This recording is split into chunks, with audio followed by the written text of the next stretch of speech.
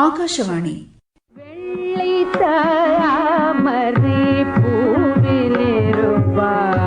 தமிழ்ச்சொல் மாலை.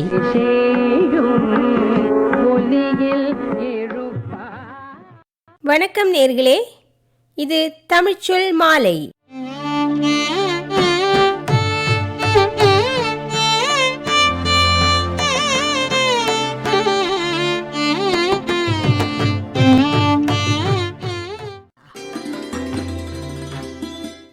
குயிலே போ இனி நான் தானே என்று குயிலுக்கே போட்டியானவ சொர்ணக்குயில் சொர்ணலதா. குறுகிய கால அளவில் தவிட்டாத பாடல்களை பாடி தமிழர்கள் நெஞ்சில் இன்னும் வாழ்ந்து கொண்டிருப்பவர் சொர்ணலதா. எந்த விதமான பாடலையும் தனது இனிமையான குரலில் மிகவும் மென்மையாக பாடி இசையமைப்பாளர்களை வியக்க வைத்தவர். இன்றைய தமிழ்ச்சொல் மாலை நிகழ்ச்சியில் முதலாவதாக நேயர்கள் கேட்க இருப்பது அன்றும் இன்றும் இனி என்றும் தன் பாடல்களால் ரசிகர்களை கவர்ந்து கொண்டிருக்கும் மெல்லிசை தென்றல் சொர்ணலதா அவர்களை குறித்த உரை சித்திரம். சொர்ணக்குயில் சொர்ணலதா. எழுதி வழங்குபவர் திரு கணேஷ் வைத்தியநாதன்.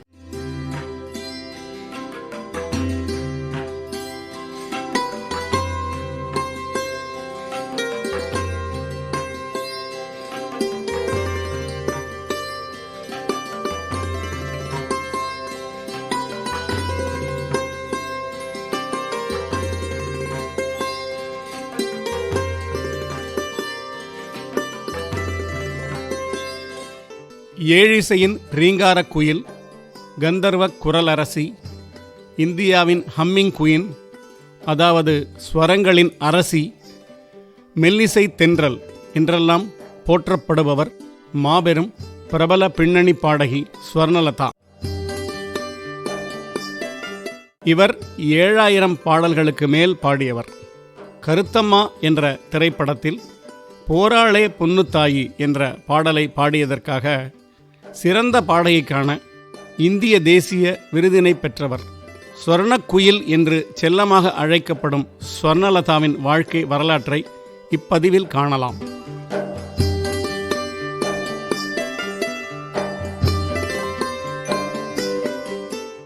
ஸ்வர்ணலதாவின் தந்தை கேசி சேருக்குட்டி, தாயார் கல்யாணி தம்பதியருக்கு 1973ஆம் ஆண்டு ஏப்ரல் மாதம் 29ஆம் நாள் கேரளாவில் பாலக்காடு மாவட்டத்தில் சித்தூர் அத்திக்கோடு பகுதியில் உள்ள கிழக்கே பாற என்கிற கிராமத்தில் பிறந்தார்.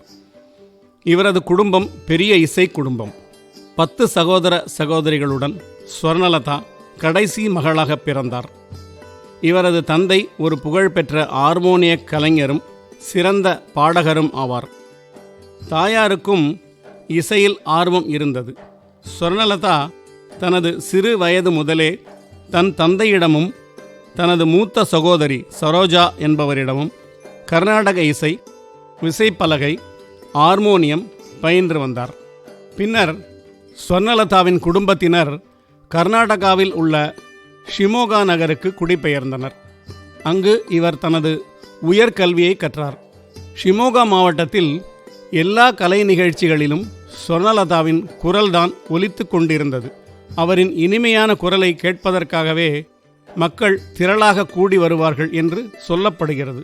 இது இவர் திரையிசை துறையில் கால் பதிக்கும் முன்னர் நடந்தது.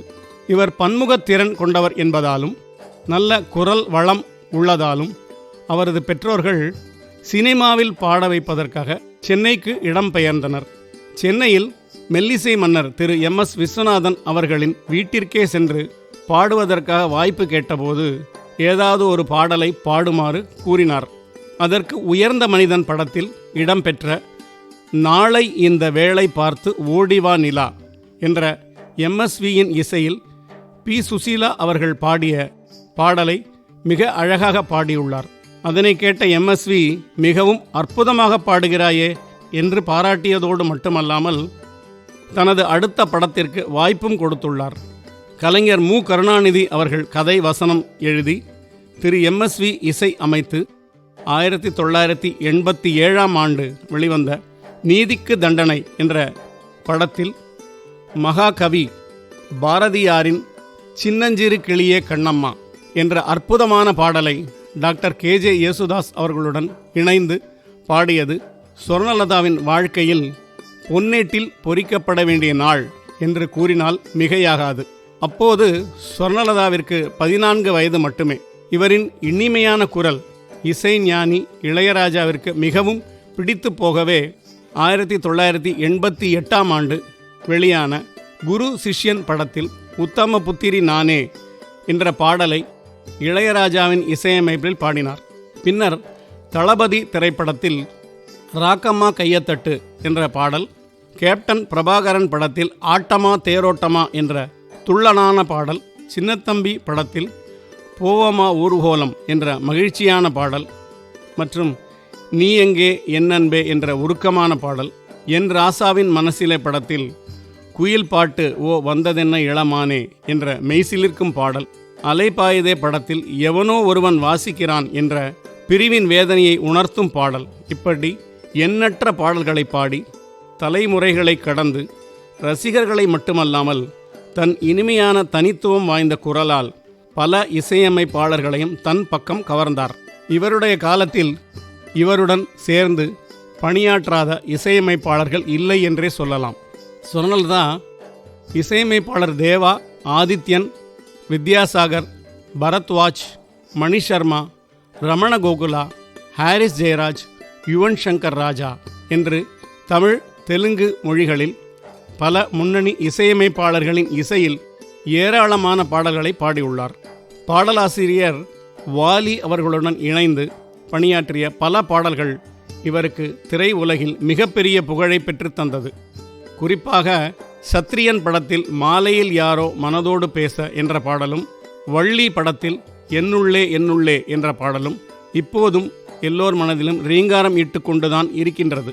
தர்மதுரை படத்தில் இளையராஜாவின் இன்னிசையில் டாக்டர் KJ யேசுதாஸ் அவர்களுடன் இணைந்து மாசி மாசம் ஆளான பொண்ணு என்ற பாடல் மிகச்சிறந்த பாடலாக அமைந்தது.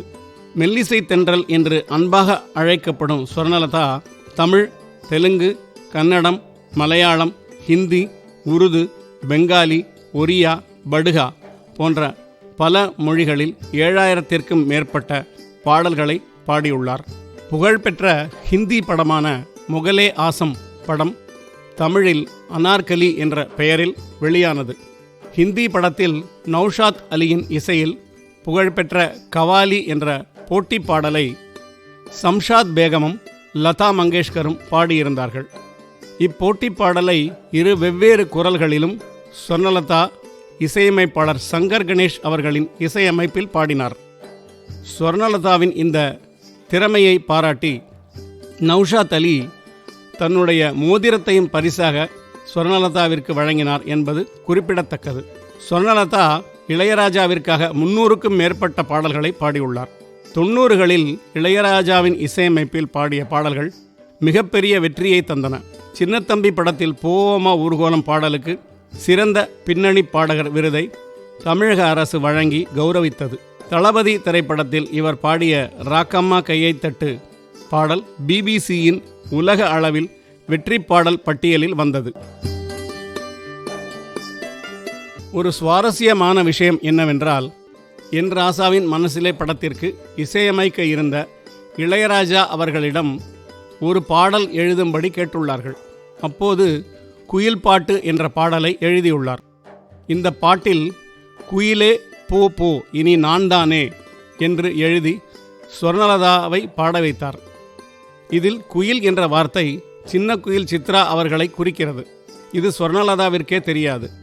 சொர்ணலதாவின் அபாரமான திறமை என்னவென்றால், இவர் பாடும் பாடல் எந்த மொழியாக இருந்தாலும் அதனை நன்றாக உள்வாங்கி மிகச்சரியான உச்சரிப்பில் பாடுவது. எனவே எல்லா மொழி ரசிகர்களும் நம்ம ஊர்தான் என்று நம்பத்தகுந்த வகையில் இருந்தது. சொர்ணலதாவின் குரலில் எப்பொழுதும் ஒரு துளி சோகம் இருப்பது போல் ஒரு உணர்வு இருக்கும். அதை மிகச்சரியாக இளையராஜாவும் AR ரகுமானும் பயன்படுத்தி இருப்பார்கள். தமிழ் சினிமாவின் மும்மூர்த்திகள் என்று சொல்லப்படும் MS விஸ்வநாதன், இளையராஜா, ஏஆர் ரகுமான் ஆகிய 3 பேரின் இசையிலும் பாடும் வாய்ப்பு பெற்ற மிகச் சிலரில் ஸ்வர்ணலதாவும் ஒருவர். உசிலம்பட்டி பெண்குட்டி பாடல் மூலம் ஏஆர் ரகுமான் இசையில் பயணத்தை தொடர்ந்தார். பின்னர் அரபிக் கடலோரம், முக்காலா முக்காபுலா, நான் மெட்ராஸை சுற்றி பார்க்க போகிறேன் போன்ற 80க்கும் மேற்பட்ட பாடல்களை ஏஆர் ரகுமான் இசையில் பாடியுள்ளார். இந்த கூட்டணிக்கு மேஜிக்கல் காம்போ என்று பெயர் எடுக்கும் அளவிற்கு நன்மதிப்பும் கிடைத்தது. திரை இசையில் புகழின் உச்சிக்கே சென்ற இவரின் சொந்த வாழ்க்கை மிகவும் சோகமாகத்தான் இருந்தது.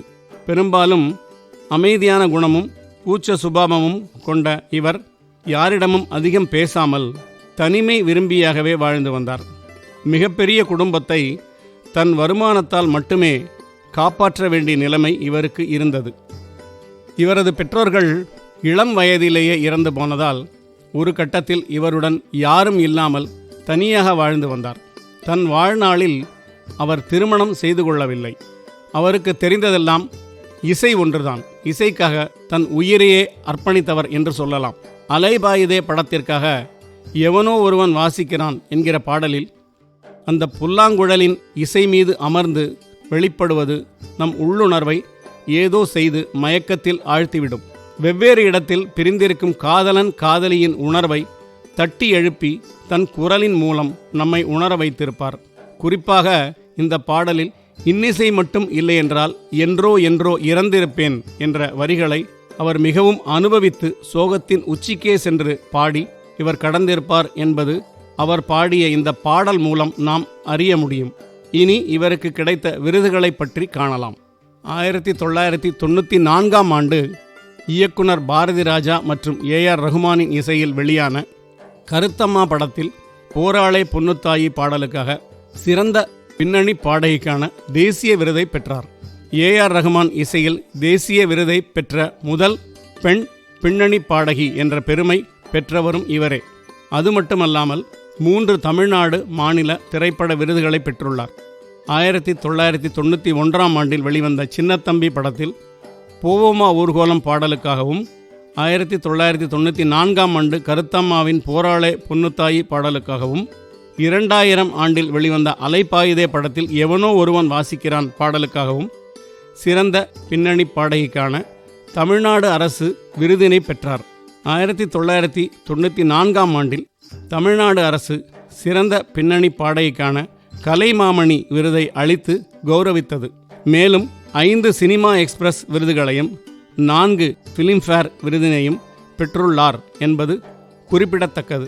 தெலுங்கு திரை உலகிற்கு இவர் ஆற்றிய பங்களிப்புக்காக ஆந்திர அரசு 1995ஆம் ஆண்டு ஸ்வர்ணலதாவிற்கு நந்தி என்ற விருதை வழங்கி கௌரவித்தது.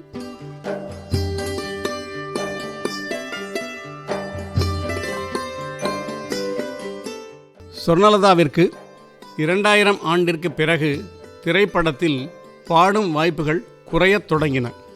தனது இளம் வயதிலேயே பெற்றோரை இழந்த ஸ்வர்ணலதா 37 வயது ஆகியும் திருமணம் ஆகாமல் நுரையீரல் பிரச்சனையுடன் வாழ்ந்து வந்தார். விமானத்தில் சென்றால் சுவாசம் விடுவதில் சிரமம் ஏற்படும் என்கிற காரணத்தால் வெளிநாடுகளில் இருந்து வந்த பல வாய்ப்புகளை தவிர்த்தார்.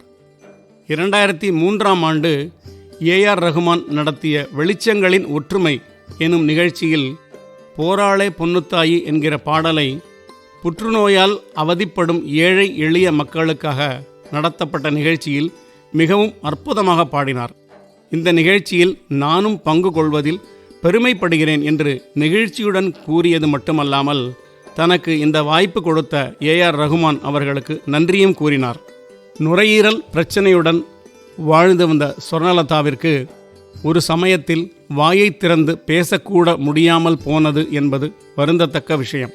சென்னையில் உள்ள பல பிரபல மருத்துவமனைகளிலும் சேர்க்கப்பட்ட ஸ்வர்ணலதாவிற்கு ஏற்பட்டிருப்பது என்ன பிரச்சனை என்று கண்டறியாமல் பல மருத்துவர்கள் சிகிச்சை அளிக்க போராடினார்கள்.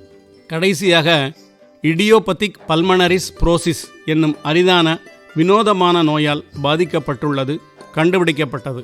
நுரையீரலுக்கு செல்லும் காற்றை தடுத்து சுவாசிப்பதற்கு சிரமம் ஏற்படுத்தும் வித்தியாசமான நோய் இவருக்கு ஏற்பட்டு இருப்பதாக வைத்தியர்கள் கூறினார்கள். இதன் காரணமாக ஸ்வர்ணலதா 2010ஆம் ஆண்டு செப்டம்பர் மாதம் 12ஆம் தேதி தன்னுடைய 37ஆம் வயதில் காலமானார். ஸ்வர்ணலதா இந்த உலகை விட்டு மறைந்தாலும் அவரின் தனித்துவம் பெற்ற குரலில் அவர் பாடிய இனிமையான பாடல்களுக்கு என்றும் அழிவில்லை.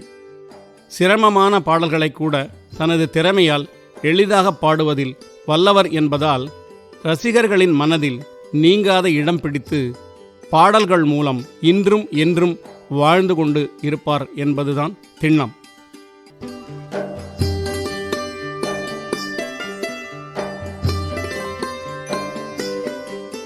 நிகழ்ச்சியில் இதுவரை நேயர்கள் கேட்டுக்கொண்டிருந்தது திரு கணேஷ் வைத்தியநாதன் அவர்கள் எழுதி வழங்கிய உரை சித்திரம் சொர்ணக்குயில் ஸ்வர்ணலதா.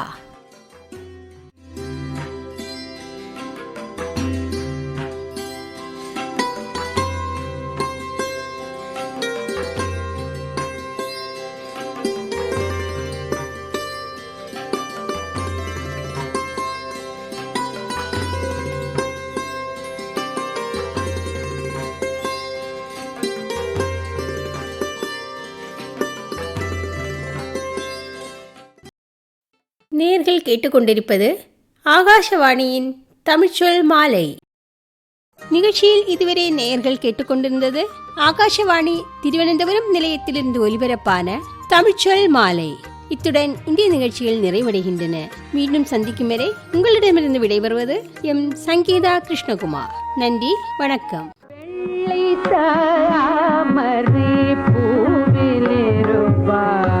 தமிழ்ச்சொல் மாலை.